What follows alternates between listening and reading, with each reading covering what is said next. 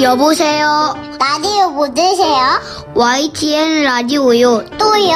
김혜민 PD가 진행하는 YTN 라디오 생생경제요. 우리 엄마가 진행하는 YTN 라디오 생생경제라고 꼭 말해주세요.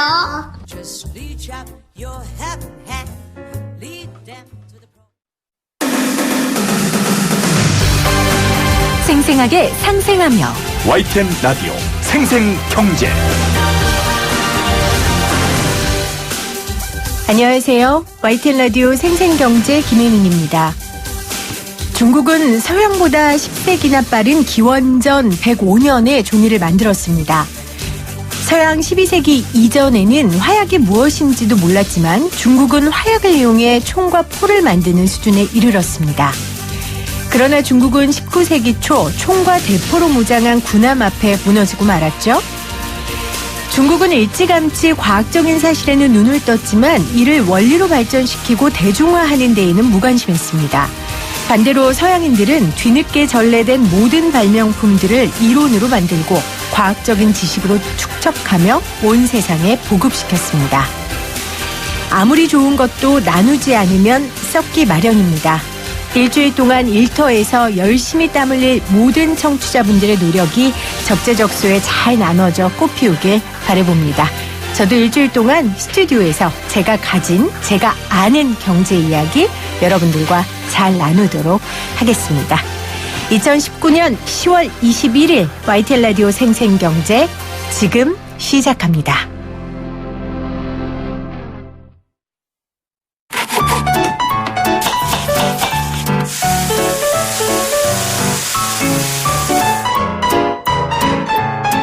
가장 맛있고 싼 제철 식품은 무엇인지 한 주간 재래시장과 대형마트의 생생한 물가 정보를 살펴보는 장바구니 생생물가입니다. 한국농수산식품유통공사 이윤정 대리 전화 연결돼 있어요. 대리님 안녕하세요. 네, 안녕하세요. 요즘 축제가 굉장히 많던데요. 나주도 축제가 있어요? 나주에서는 국제 농업 박람회가 열립니다. 아, 역시 한국농수산식품유통공사가 있는 도시답습니다. 자, 근데 거기까지 가긴 저희가 힘드니까 요즘 주변에 단풍, 핑크뮬리, 갈대 뭐 축제를 많이 하던데 상암동 근처에 제가 가기 좋은 축제 하나 소개해 주신다고요. 네, 이 소위 인생샷을 건질 수 있다고 하는 서울 억새축제를 소개해드리려고 합니다. 네. 축제 기간은 10월 18일부터 24일까지 진행이 되고요. 장소는 지금 기자님 계신 그 마포구에 있는 하늘공원 일대에서 열립니다. 네. 10월쯤에는 억새꽃이 만발하는 시기다 보니까 이 낮에 가시면 억새꽃 그대로를 즐기실 수가 있고 또 밤에 가시면 다른 매력이 있어요. 왜냐하면 색색의 조명으로 억새밭이 이렇게 물들어 있기 때문에 서울의 아름다운 야경도 함께 감상하실 수가 있거든요. 근데 원래 하늘공원이 이 생태공원으로 조성되어서 야생 동식물 보호를 위해서 야간 출입이 통제되어 있는데요. 네. 이번에는 야간 개장을 해서 시민들이 예쁜 억새꽃을 즐길 수 있도록 한다고 합니다. 그러니까 시간 한번 내셔가지고 이 좋은 추억 남기시고 오시는 걸 추천드립니다. 네. 생생경제팀도 방송 마치고 이 가까이 있는 하늘공원 억새축제 참가하도록 하겠습니다. 자, 지난주 가격 어땠는지 좀 알아볼까요? 오르고 내린 품목 골고루 짚어주세요. 네, 지난주는 생강이 내리고 청상추 가격이 올랐습니다. 작년 2018년은 이 생강 작황이 너무 안 좋아서 생산량이 굉장히 적었어요. 그래서 시장 내 재고량도 좀 부족했었는데 다행히도 올해 시설 재배한 생강 해품출하가 늘어나면서요. 가격은 키로당 12,335원에서 1,605원으로 지난주에 비해서 14% 내림세 보였습니다. 네. 반면에 청상추 가격은 좀 올랐는데요. 이 주산지인 논산, 충주 쪽 농가에서 슬슬 월동 준비에 들어가고 있거든요. 또 씨를 뿌리는 작업인 파종으로 인해서 농가가 분주한 이유도 있어서요. 지난주는 출하물량이 감소하면서 소매는 1,446원에서 1,664원으로 15.1% 정도 가격 변화를 보였습니다. 네, 생강 가격은 떨어졌고 청상추 가격은 올라갔다는 소식 전해주셨고요. 자, 이번 주 가격 전망도 알려주시겠어요? 어떤 품목이 좀 저렴해질까요? 네, 이번 주는 배추 가격이 좀 저렴해지겠습니다. 이번 가을 태풍 이후로 중고랭지 이기작 배추하고 이 해남 쪽의 가을 배추가 피해를 입어서 가격이 큰 폭으로 상승을 했었어요. 근데 이제 1년 중에 고랭지 배추가 가장 가격이 높긴 하지만 그래도 이제 10월 중순 정도쯤이면 가격이 조금씩 하락하긴 하거든요. 네. 근데 올해 같은 경우는 좀 특이한 경우로 가을 태풍이 너무 많이 와서 이 엽재류인 배추가 타격을 받은 이유도 있습니다. 하지만 이제 태풍이 지나가고 맑은 날씨가 이어지면서요. 이 출하 물량이 소폭 늘어난 덕분에 지난주에 비해서 이번 주는 가격이 내릴 전망인데요. 가격은 키로에 7,480원에서 6,700원으로 10% 넘게 내린 가격에 거래가 되고 있습니다. 네. 요즘 장 보러 가면 그 따끈따끈한 햅쌀을 팔고 있더라고요. 쌀 가격은 어떻습니까? 네, 먼저 산지 동향부터 알려드릴게요. 매년 계속해서 이 쌀의 과잉 생산 우려가 참 많았어요. 그래서 2019년 올해 재배 면적은 작년보다 1.1%가 감소를 했습니다. 최근 태풍으로 인한 도복 피해도 있었고 네. 또 쌀 작황이 너무 저조하다 보니까 이 생산량의 경우는 평년과 전년보다 감소할 것으로 전망이 되고 있고요. 지난주 가격은 20kg 상품이 구곡은 51,000원 그리고 신곡은 52,800원 선입니다. 여기서 말하는 구곡은 2018년에 나온 쌀이고요. 신곡은 올해 나온 쌀이라고 보시면 되겠습니다. 앞으로 2019년산 햅쌀 출하는 점점 늘어나겠고 또 2018년산 구곡의 시장 재고량도 좀 적지 않은 편이어서요. 당분간 쌀 가격은 내림세 보일 것으로 전망되고 있습니다. 네, 당분간 쌀 가격은 내림세를 보이겠다는 전망을 해주셨어요. 지금까지 한국농수산식품유통공사 이윤정 대리였어요. 대리님 고맙습니다. 고맙습니다. 쉽다, 재미있다, 어라? 무슨 말인지 이해가 간다. YTN 라디오 생생경제.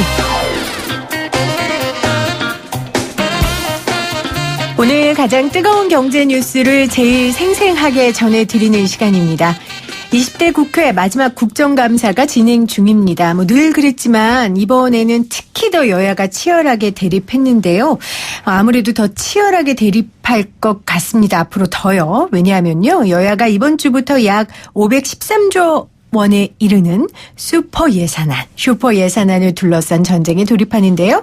쟁점과 전망, 이상민 나라살림연구소 수석연구위원과 함께 이야기 나눠보죠.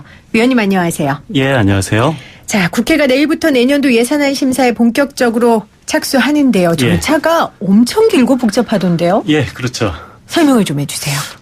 교과서 설명해 드릴까요? 실질을 설명해 드릴까요? 교과서 설명 3분의 1, 실질 설명 3분의 2 부탁드립니다. 예, 교과서대로 하자면은요. 네. 일단 내일부터 그 예산안 그 연설을 합니다. 그러니까 예산안 연설은 뭐 굉장히 좋은 말들을 많이 하실 텐데 네. 한마디로만 요약하자면은 부디 정부안 그대로 해달라. 통과해 주세요로 한마디로 요약할 수가 있거든요. 자, 정부가 청사진을 일단 밝혀요. 그렇죠. 그다음에요. 예, 그러면은 그것이 이제 각 상임위별로 이 토론을 하고 심사를 하는데요. 여기서 상임위라면은 각각 해당하는 사업에 연관되는 그런 국회에 있는 상임위 있지 않습니까? 지금 우리가 국감을 상임위별로 맞습니다. 하는 것처럼요. 예, 그래서 네. 거기서 예산안 예비 심사를 먼저 하고 네. 그리고 나서 예비 심사를 다 끝내면은 예결위에 전부 다 모아서 그 또다시 2차로 심사를 하게 됩니다. 네. 그래서 그 예결위에서 본심의라고 하고요. 그래서 본심의에서 여야가 합의가 되면은 그것이 본회의로 가서 네. 우리는 최종 이제 정부 예산안에서 안이라는 꼬리표를 떼고 예산으로 확정이 되는 겁니다. 이것이 교과서에서 나오는 건데요. 자, 교과서 절차를 일단 요약해 드리면 정부가 이제 내일 저희가 이렇게 돈을 쓸 겁니다. 예. 허락해 주십시오라고 하면은 상임위, 그러니까 뭐 국방, 교육, 맞습니다. 외교 이렇게 나눠져서 예비 심사를 하고요. 예. 그다음에 그 심사한 결과가 예결위라는, 그러니까 한마디로 예산을 이제 결산하고 집행하는 그 곳에서 집행은 안 하고요. 심의만 심의하는 합니다. 곳에서 예. 심사를 하고요. 예. 그다음에 여야 합의를 거쳐서 이제 본회의에 올라가서 최종 도장을 받는 거죠. 예, 맞습니다. 확인을. 교과서고요. 예, 그러니까 이렇게 하면은 좋겠는데요. 네. 우리가 경험적으로 알 수 있듯이 네. 일단 그 회의 내일 그 연설을 한 이후에 바로 이제 상임위에서 예비 심의가 들어가지 않고 뭔가 정쟁을 하다가 네. 시간을 굉장히 끌고 그리고 나서 어디 모처에서 좀 극적 타결이 되면은 이제 헐레벌떡 예결위에서 급하게 심의가 진행되겠죠. 보통 교과서대로 됩니까? 교과서 아닌 것대로 됩니까? 불행히도 교과서대로 되는 것을 제가 거의 본 적이 없습니다. 거의 본 적이 그럼 교과서 내용을 바꿔야 되는 거 아닙니까? 이렇게 되면 아예 절차를 이대로 절차가 안 되면 현실적으로 좀 절차를 바꾸는 방법도 있을 것 같은데 그건 아니에요? 그러니까 뭐 저는 여야가 싸우는 것에 대해서 그렇게 부정적으로 보진 않거든요. 치열하게 공방해야죠. 그렇죠. 뭐 네. 깎을 것은 깎아야 되는 거고 뭐 사소해야 되는 거기 때문에 뭐 싸우는 것 자체는 나쁘지 않습니다. 그런데 다만 어떤 예산안을 가지고 이것이 쓸데없기 때문에 깎아야 된다 또는 필요하기 때문에 증액해야 된다라고 싸우는 것은 좋은데 네. 이게 예산안과 상관없이 좀 정파적인 정쟁이 되지 않도록 좀 우려가 네. 듭니다. 그러니까 본질에 대해서 여야가 싸우는 건 당연히 견제와 감시 역할을 하는 국회에서 서로가 예. 서로에게 할 수 있는 일이지만 정쟁을 위한 싸움이 될 것 같아서 그걸 우려하시는 건데요. 예, 맞습니다. 자, 지금까지 예산안 심사 절차 과정을 교과서와 현실판을 이야기해 주셨어요. 자, 그렇다면은 올해 내년도 예산을 좀 살펴보겠습니다. 예. 일단 규모면으로는 올해보다 내년이 9.3% 증가한 513조 5천억 원이라는 건데 예. 이게 뭐 초슈퍼 예산이라고 하는데 사실은 경제 규모가 커지니까 써야 하는 돈이 많아지는 건 좀 당연한 일 같은데 어떻게 보세요? 일단 저는 초수퍼 예산이라는 그런 단어 프레임 자체를 동의하지 않고요. 동의하지 않는다. 그러니까 네. 뭐 9.3% 올랐다라고 하는데 실질적으로는 8% 증가했거든요. 네. 올해 추경 기준으로 보면은 8%로 올라갔고, 그러니까 올해 같은 경우는 9.9% 증가가 됐어요. 내년에는 8% 증가됐으니까 뭐 올해보다는 그래도 좀 증가율은 다소 떨어졌다. 근데 그럼에도 불구하고 내년도는 불행히도 세입 예산이 그렇게 크게 확대되지 않을 걸로 예측되고 있어요. 그러니까 세입 증가는 제한적인데 세출은 이게 올해만큼은 아니지만 뭐 올해와 비슷한 수준으로 증가가 되니까 네. 그래도 뭐 오랜만에 확장적 예산이라고는 평할 수 있을 것 같습니다. 네. 그러니까 증가율이 작년보다는 떨어졌지만 세입이 올해보단 떨어졌지만 예. 내년도 이제 예산은 올해보다 증가율은 네. 떨어졌지만 그래도 확장적 예산이라고는 평가 가능합니다. 네. 지금 세입이 줄었다는 얘기도 해 주셨는데 그래서 이 증가 정도에 대해서 걱정하는 분들이 계세요. 그러니까 네. 예를 들어 국회 예산정책처는 앞으로 나라 빚이 9년 새 750조 원 넘게 불어나면서 2028년엔 국가채무 규모가 올해의 2배를 넘는 1,500조 원에 육박할 것이다. 예. 그러나 정부는 일단 지금까지는 재정 건전성이 탄탄해서 확장 재정 여력 괜찮다. 그러니까 돈 더 써도 괜찮다. 이렇게 말하고 있거든요. 예. 어떻게 판단하세요?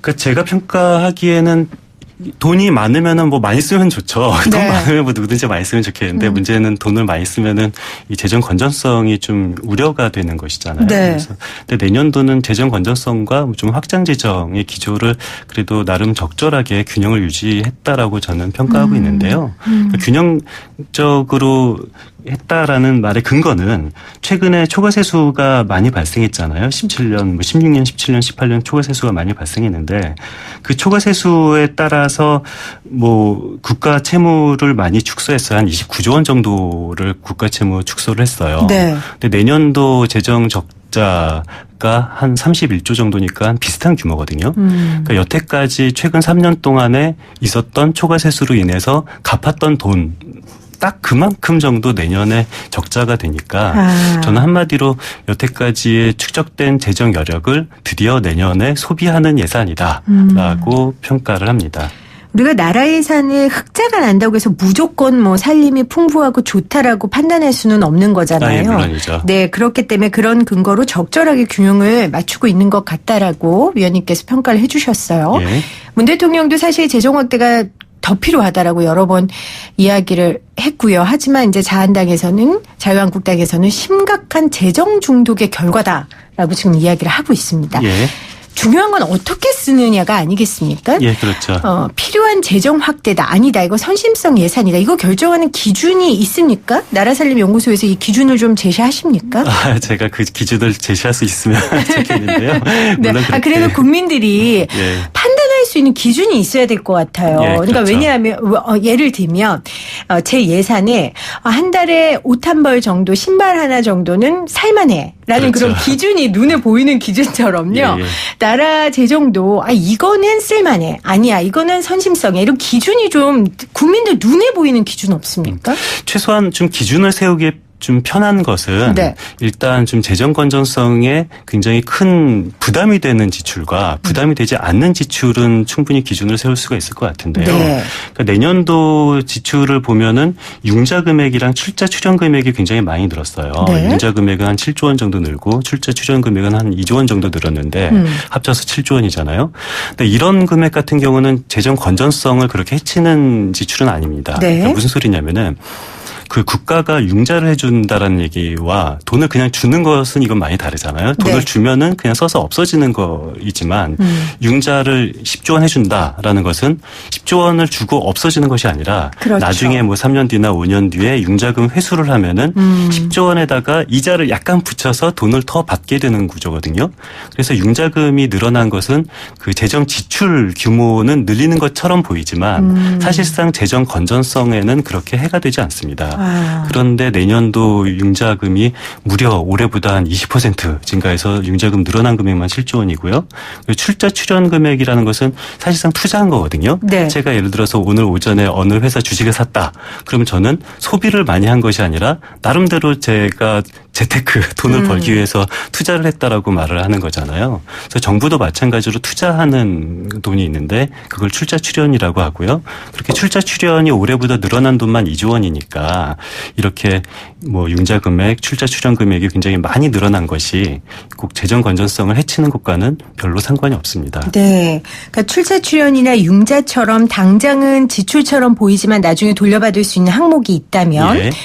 괜찮은 거고 또 하나는 나중에 돌려받을 수 없다 하더라도 적재적소. 우리 네. 사회에 지금 꼭 필요한 분야에 이 돈이 쓰인다면 그거는 맞는 거 아닙니까? 재정을 올바르게 그렇죠. 쓰는 거 아닙니까? 그러면은 이제 어디에 쓰이는지에 대해서 조금 위원님과 얘기를 해볼게요. 그중에서 여야가 첨예하게 대립하는 예산들에 대해 먼저 살펴보면요. 예. 복지 분야가 13% 증가하고 일자리가 21% 증가합니다. 이 예, 부분이 맞습니다. 이제 역대 최대 증가폭인데 예. 복지와 일자리 예산 증가의 면면 좀 어떻게 평가하세요? 복지 분야가 뭐 13% 한 19조 원이나 증가가 됐으니까 19조 원은 굉장히 큰 숫자긴 하죠. 네. 그런데 19조 원이 도대체 어디서 이렇게 증가됐을까 그 분석을 해보면은요. 뭐 국민연금이나 고용보험 같이 이렇게 공적연금을 통한 증가분만 한 6조 원 가까이 돼요. 그러니까 예를 들어서 국민연금만 한 4조 원 정도 증가가 되거든요. 근데 국민연금이 올해보다 4조 원 정도 증가된다라는 얘기는 이게 뭐 특별히 복지 정책이 변해서가 아니라 어떤 노인 인구 구조가 네. 많이 변해서 구조적인 문제다. 그렇기 때문에 반영이다. 이것은 뭐 네네. 어느 정부가 이건 뭐 해도 국민연금 지급액은 늘어날 수밖에 없는 거 아닙니까? 국민연금 법이 있으니까. 네. 그리고 예를 들어서 기초연금에서도 이 돈이 많이 증가가 됐는데 기초연금에서도 한 1.7조 원 정도 증가됐으니까 이런 부분이 돈은 많이 증가됐지만 이거는 정책적인 이유라기보다는 어떤 인구구조적인 또는 경제적인 이유다라고 분석을 할 수밖에 없고요. 그리고 제가 특히 복지 분야에 그 증가된 것 중에서 큰 금액이 그 주택 구입할 때 융자 사업이 한 1.8조 원 정도 증가가 됐어요. 네. 그런데 아니, 주택 구입에 돈을 융자해 주는 것이 복지 분야인가? 라고 생각이 들 수도 있는데요. 이게 국제 기준으로 보면 복지 분야가 아니에요. 네. 그러니까 상식적으로 생각해 봤을 때 뭐 국가가 주택을 건설하고 국가가 주택 구입할 때 돈을 융자해 주는 것이 이것이 복지 분야에 속하는 회계 구조를 갖고 있는 나라는 제가 알기로는 우리나라밖에 없는데요. 근데 뭐 아무튼 뭐 국제 기준에는 그게 복지는 아니지만 우리나라 회계 기준에 따르면 그것도 복지라고 하니까 네. 그런 뭐 1.8조 원을 주택 구입할 때 빌려주는 돈도 복지 분야 지출을 어떤 통계적으로 늘리는 데 뭐 기여를 했다라고 평가될 수가 있습니다. 그러니까 공적 연금이나 기초연금 같은 경우는 인구 구조가 변하면서 당연히 올라가는 그렇죠. 거고요. 그렇다면 이제 일자리 예산에서 이런 비판이 있지 않습니까? 그러니까 예를 들어 단기간 일자리 증가만을 위한 예산이다. 예. 그러니까 이게 실질적으로 고용을 올리는 예산이 아닌데 예. 이런데 이렇게 계속 예산을 쏟아붓는 게 맞느냐? 예. 어떻게 생각하세요? 저는 그 문제는 참 어려운 문제라고 생각을 해요. 그러니까 단기적 일자리에 가진 장점도 있지만 단점도 분명히 있습니다. 그러니까 네. 저는 이런 국회에서 싸움을 한다라면은 이런 걸 가지고 싸우는 것은 저는 굉장히 바람직한 싸움이라고 봅니다. 이건 분명히 장단점이 동시에 존재하는 거고요. 네. 근데 단기 일자리 사업도 물론 많이 있긴 있는데요. 그 고용 부분 중에서 가장 큰 게 증가된 사업은 그 고용보험기금에서 지급하는 그 실업급여라고 보통 말하는 네. 그 구직급여. 그 구직급여 사업만 내년도 2.3조 원이 증가됐거든요. 그래서 이런 이 고용보험기금에서 지급하는 실업급여는 이것은 뭐 법적으로 증대될 수밖에 없는 거고 이런 부분은 필요하다라는 공감대가 많은 분들이 동의하고 있는데요. 네. 그러니까 이런데 그 금액이 2.3조 원 증가됐으니까 이런 것 때문에 고용 부분 예산이 증가된 것처럼 보인다라고 평가될 수 있습니다. 네. 자, 여야가 첨예하게 대립하는 예산 중에 하나죠. 복지 분야, 일자리 분야 예산 이야기 나눠봤고요. 또 하나는 이 남북협력기금입니다. 남북협력기금이 10.3% 늘어나서 1조 2,200억 원인데 이게 이제 공방의 포인트인 게 남북관계가 지금 소강 상태인데 그렇죠. 지금 이렇게 10%나 넘게 늘려서 할 부분이냐 이거거든요. 예, 참 이게 예측이 불가능하다라는 게 남북관계의 특징인데요. 그렇죠. 저도 모르지만 아무도 모릅니다. 남북관계가 내년도 갑자기 좋아질지 더 악화될지는 예측할 수가 없는데요. 그래서 예측할 수 없는 데에서는 기금을 일단 편성해 놓고 이게 남북관계가 불행히도 그렇게 네. 좋아지지 않는다라면은 그냥 못 쓰고 남는 돈이 되는 거거든요. 이 돈이 없어지는 돈은 아니니까 돈을 편성했다라고 해서 이 돈이 벌어지는 돈은 아니니까요. 일단 편성하고 좀 남북 평화가 오도록 기원하는 것이 네. 좋을 수밖에 없을 것 같습니다. 남북 문제가 해결돼야 돈도 쓰죠. 그렇기 예, 때문에 맞습니다. 이 부분이 해결되지 않으면 이 돈은 날아가는 게 아니라 그대로 있는 거라는 거. 예. 그 이야기를 좀 짚어주셨고요. 이 항목은 이견이 없겠죠. 그 일본의 수출 규제 대응을 위한 예산이 지금 올해보다 27.5% 증가했어요. 그러니까 가장 큰 폭이거든요. 예, 그렇죠. 이건 이견이 없겠죠, 여야가. 예, 이 부분에 대해서는 또 제가 아까 말씀드린 것처럼 이게 대부분 출자 출연 금액이 대부분이거든요. 네. 그래서 이 돈이 그냥 써서 없어지는 돈이 아니고요. 네. 이 돈은 사실 정부가 어떤 예를 들어서 산업은행 같은 데 출자를 하던가 무역보험 기금에 출자를 하는 돈이거든요. 네. 그래서 이런 돈 같은 경우는 그렇게 아까워하지 않으셔도 될 것 같습니다. 네. 아까워할 분들은 없을 겁니다. 네. 네. 또 하나는 지금 총선을 앞두고 있는 가운데 있기 때문에 이번 예산이 총선용 예산이 될 수 있다. 그래서 두 가지죠. 하나는 정부에서 이 총선용 선심 정책을 못하게 하겠다라는 야당의 그 다짐이고요. 또 하나는 지역구 의원들이 자기 지역구 챙기느라 예산을 갖다 쓸 거다라는 예. 지적이거든요. 이 두 가지 막으려면 어떻게 해야 됩니까?